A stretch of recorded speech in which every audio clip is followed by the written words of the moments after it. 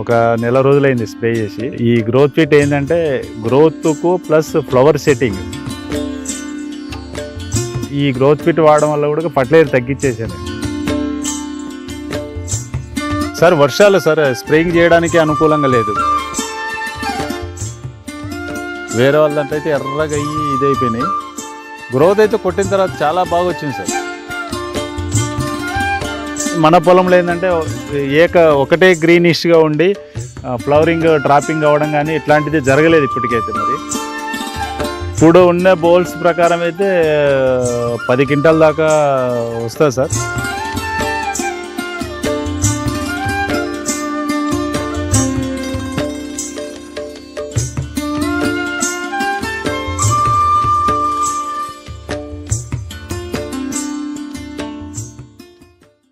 ఇప్పుడు మనం వెంకటేశ్వర రెడ్డి గారి పత్తి తోటలో ఉన్నాం. తర్వాత ఇక్కడ ఇంకొక 2 రైతులు కూడా ఉన్నారు. ఈ ఊరి పేరు ఇవన్నీ కూడా ఇది కర్ణాటకలో ఉంది, రాయచూరు దగ్గర. వెంకటేశ్వర రెడ్డి గారు దీని గురించి అంతా చెప్పండి సార్. నా పేరు వెంకటేశ్వర రెడ్డి, కురుడి క్రాస్లో ఉంటాను నేను. మాన్వి తాలూకా, రాయచూరు డిస్టిక్. లాస్ట్ ఇయర్ సారోళ్ళు పరిచయం అయ్యారు నాకు. అప్పుడు గ్రోత్ ఫిట్ గురించి చెప్పారు. గ్రోత్ ఫిట్ ఒకటి, నీమ్ జాప్ ఒకటి.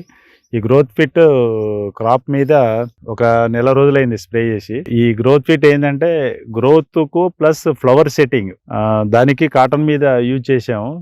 బాగానే పనిచేసింది. సారోళ్ళు ఇంకొక స్ప్రే తీసుకోమంటున్నారు. ఈ టైంలో తీసుకుంటే ఫ్లవరింగ్ సెట్టింగ్ కానీ ఇది బోల్ సైజు రావడం కానీ ఇది రావడానికి మంచి అవకాశం ఉందని చెప్పి సారోళ్ళు సజెషన్ ఇస్తున్నారు. ఇంకొక స్ప్రే నెక్స్ట్ ఈ 2 రోజుల్లో తీసుకుంటాను నేను. ఇది ఫైనల్గా ఎంత ఈల్డింగ్ వస్తున్నదని మనం కంపారిజన్ చేద్దాం. ఈ గ్రోత్ ఫిట్ వాడడం వల్ల కూడా ఫర్టిలైజర్ తగ్గించేసాను. ఫర్టిలైజర్ అందరూ 5-6 బస్తాలు వేస్తే నేను ఒక 2 బస్తాల అక్కడికే సరిపెట్టేసి వాళ్ళతో పాటు ఈల్డింగ్ తక్కువ కాకుండా తీసుకోవాలనేది నా ఆకాంక్ష. ఇది ఇక్కడ ఉండే ప్లాట్, ఇది ఒక 7 ఎకరాలు ఉంటుంది సార్. ఇది 7 ఎకరాల కాటన్ సార్. మీరు నెల అన్నప్పుడు ఇంకొకసారి వేయమన్నాం. అవును సార్. అది ఎందుకు వేయలేదు సార్? వర్షాలు సార్ స్ప్రేయింగ్ చేయడానికి అనుకూలంగా లేదు. మేము ట్రాక్టర్ మౌంటెడ్ స్ప్రేయర్తోనే స్ప్రే చేస్తాం, మ్యాన్ పవర్ లేదు కదా. ఆ ట్రాక్టర్తో చేయడానికి కూడా మాకు అవకాశం లేదు. కంటిన్యూగా 25 నుంచి 30 రోజులు వర్షం. రోజు ఈ రోజు వర్షం పడింది, రేపు గ్యాప్ ఇస్తుంది, మళ్ళీ ఎల్లుండి వర్షం. మేము ట్రాక్టర్తో తప్ప వేరే దాంతో స్ప్రే చేయడానికి మాకు అనుకూలంగా లేదు సార్. దానికోసం మేము 2వ స్ప్రే చేయలేకపోయినాం. మరి ఇప్పుడు తీసుకుంటాను సార్ నేను. ఇప్పుడు మరి ఇన్ని రోజులు వర్షం ఇది పడింది కదా, దీనివల్ల ఈ వేరే పొలాలన్నీ ఇలాంటి పొలాల్లో ఎర్రగా అయ్యి ఫ్లవర్ డ్రాపింగ్ అవ్వడము అట్లాంటివి జరిగినాయి. మన పొలంలో ఏంటంటే ఒకటే గ్రీనిష్గా ఉండి ఫ్లవరింగ్ డ్రాపింగ్ అవ్వడం కానీ ఇట్లాంటిది జరగలేదు ఇప్పటికైతే. మరి చూడాలి, వెయిట్ ఫర్ సీ. అంటే ఇప్పుడు మనం మామూలుగా ఇప్పుడు మీరు మామూలుగా వేసింది కూడా కెమికల్ ఫర్టిలైజర్ వాడే. ఏది ఫస్ట్ కింద ఇవ్వలేదు, భూమికి ఇవ్వలేదు, ఓన్లీ స్ప్రేయింగ్ ఒకటే తీసుకున్నాను నేను. ఇక్కడ ఇరిగేషన్ అవకాశం లేదు, ఓన్లీ రైన్ ఫెడ్ ఇది. ఇప్పుడు ఇక్కడ ఇంకో చిన్న ఎక్స్పెరిమెంట్ ఏం చెప్తున్నాం అంటే, ఆ మొదల దగ్గర బాగా దెబ్బతిన్న మొక్కలు కొన్ని ఉన్నాయి. వాటికి ఒక ట్రయల్ కింద ముందర రోజు మామూలుగా నీళ్లు ఇచ్చేసి, అంటే స్ప్రేయర్లోనే నాజులు తీసి, పక్క రోజున దీనికి స్ప్రే చేసేటప్పుడు దానికి కొంచెం వేయమని చెప్తున్నాం. ఇది కూడా రైతు అనుభవాలు. అసలు ఏమన్నా అది పెరుగుతుందా లేదా అని చూడటం కోసం. అది నెక్స్ట్ టైం ఎలాగొచ్చింది అది మీరే వీడియో తీసి పెట్టండి మళ్ళీ వచ్చేటప్పటికి. ఇప్పుడు ఇట్లాగుంటే జనరల్ గా మీకు ఈల్డ్ ఎంత వస్తుందండి? ఇప్పుడు ఉన్న బౌల్స్ ప్రకారం అయితే 10 క్వింటాల దాకా వస్తుంది సార్. మాకు యావరేజ్గా 12-13 క్వింటాలు కూడా వస్తుంది ఇప్పుడున్న పొజిషన్. ఇంకా టైం చాలా ఉంది సార్. ఇంకా 1.5 month ఇది ఉంది, సెట్టింగ్ అయ్యే టైం ఇంకా ఉంది మాకు. అక్టోబర్ లాస్ట్ వరకు కూడా సెట్టింగ్ అవుతూనే ఉంటుంది. అంతవరకు కూడా ప్లాంట్ హెల్తీగా ఉందనుకో ఇంకా ఈల్డింగ్ ఎక్కువ వచ్చే ఛాన్సెస్ ఉంటాయి.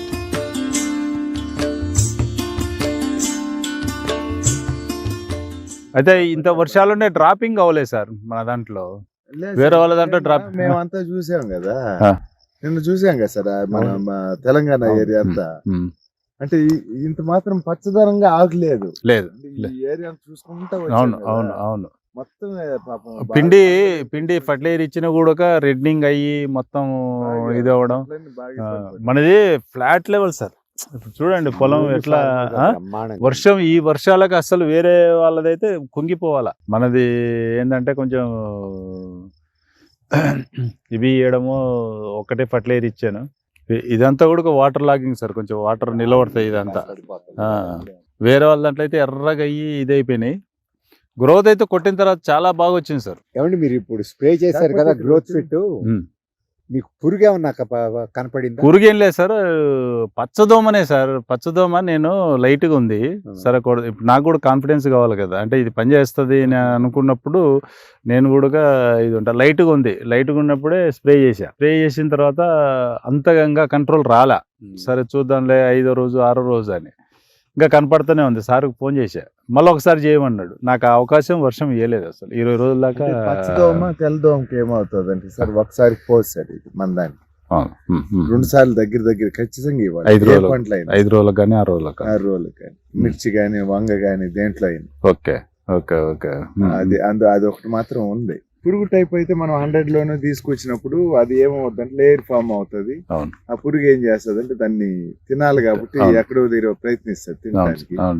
అది తినలేక బయట వెళ్ళిపోవటం, లేదా తింటే చనిపోవడం, డైజెస్టివ్ ప్రాబ్లం వచ్చి ఆగిపోవటం, రెండిట్లో ఏదో ఒకటి. కానీ దోమకి ఇది లేదు మెయిన్ అది.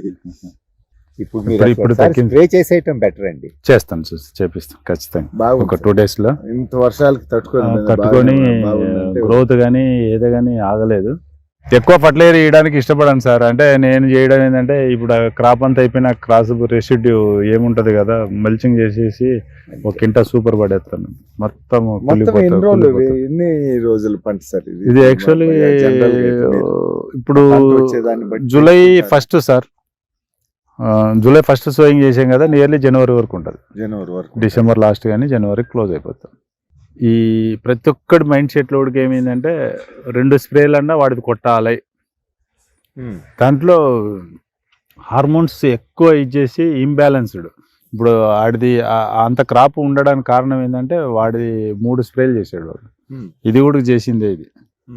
అది ఏంటంటే ఫస్ట్లో భలే వస్తుంది, తర్వాత డౌన్ ఫాల్ అవుతుంది.